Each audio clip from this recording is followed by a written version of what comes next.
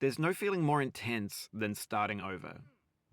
If you deleted your homework the day before it was due, as I have, or if you left your wallet at home and you have to go back after spending an hour in the commute. If you won some money at the casino and then put all your winnings on red but it came up black. If you got your best shirt dry cleaned before a wedding and then immediately dropped food on it. If you won an argument with a friend and then later discovered that they just returned to their original view.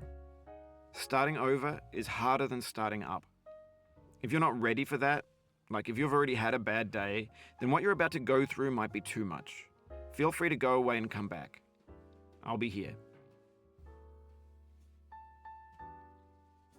Alright, thanks for coming with me on this trip. I'll understand if you have to take a break at any point. Just find a safe place to stop and quit the game. And don't worry, I'll save your progress, always, even your mistakes. This game is a homage to a free game that came out in 2002, titled Sexy Hiking. The author of that game was Jazuo, a mysterious Czech designer who was known at the time as the father of B games. And B games are rough assemblages of found objects. Designers slap them together very quickly and freely, and they're often too rough and unfriendly to gain much of a following. They're built more for the joy of building them than as polished products. In a certain way, Sexy Hiking is the perfect embodiment of a B game. It's built almost entirely out of found and recycled parts, and it's one of the most unusual and unfriendly games of its time. In it, your task is simply to drag yourself up a mountain with a hammer. And that act of climbing, in the digital world or in real life, has certain essential properties that give the game its flavor. No amount of forward progress is guaranteed. Some cliffs are too sheer or too slippery.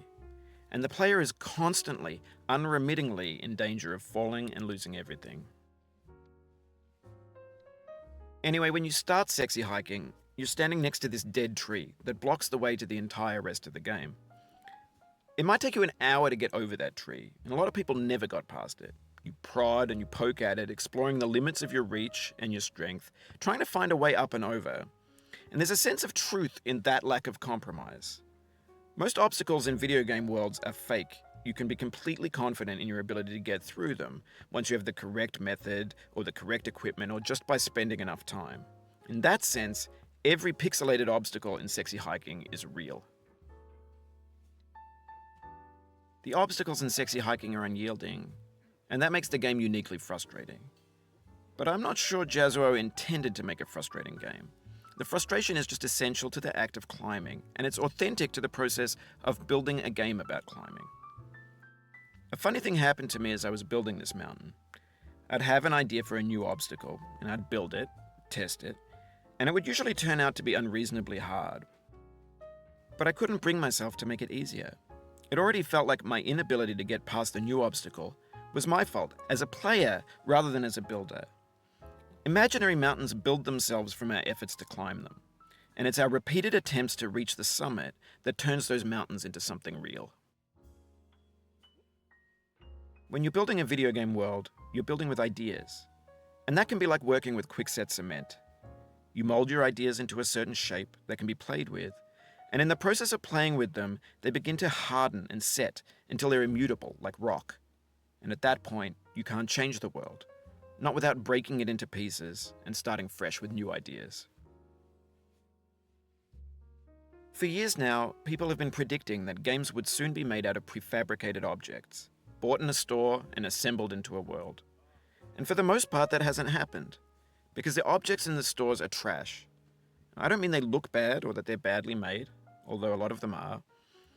I mean they're trash in the way that food becomes trash as soon as you put it in the sink. Things are made to be consumed and used in a certain context, and once the moment is gone, they transform into garbage. In the context of technology, those moments pass by in seconds. Over time, we've poured more and more refuse into this vast digital landfill that we call the internet. It now vastly outnumbers and outweighs the things that are fresh and untainted and unused. When everything around us is cultural trash, trash becomes the new medium, the lingua franca of the digital age. And you can build culture out of trash. But only trash culture. B games, B movies, B music, B philosophy. Maybe this is what digital culture is. A monstrous mountain of trash, the ash heap of creativity's fountain. A landfill with everything we ever thought of in it. Grand, infinite, and unsorted. There's 3D models of breakfast, Gen X's fanfic novels, scan magazines, green screen Shia LaBeouf, banned snuff scenes on LiveLeak, Facebook's got lifelike